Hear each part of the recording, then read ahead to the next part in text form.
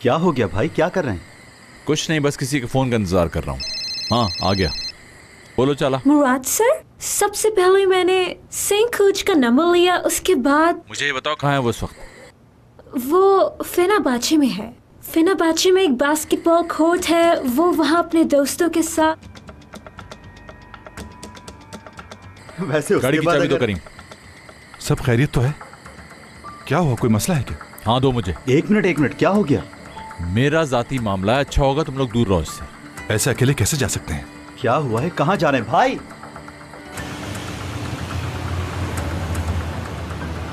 आखिर हुआ क्या है, कुछ बताइए तो सही। आप स्पीड लिमिट क्रॉस कर रहे हैं मुराद साहब। हाँ मुझे भी नजर आ रहा है। आखिर क्या बात हुई है, किस बात पे इतना गुस्सा हो रहे हैं?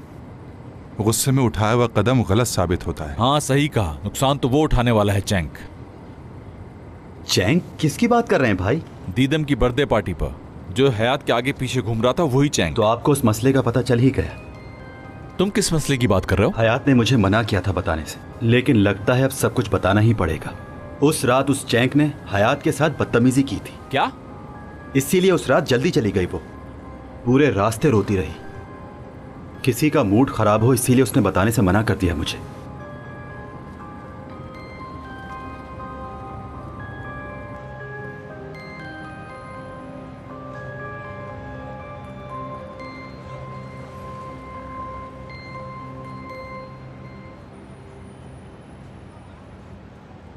चैंक!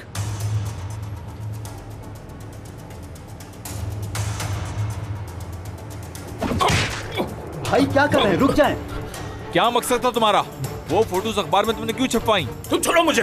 हाँ छोड़ दो इसे, 2-4 लगेंगी तो फिर बताएगा। आराम से, वरना क्या कर लोगे? करीम 1 मिनट आराम से रहो। तुम चाहते क्या थे तुम, और हयात के साथ बदतमीजी क्यों की? जो कुछ मैंने किया उसकी मर्जी से किया है,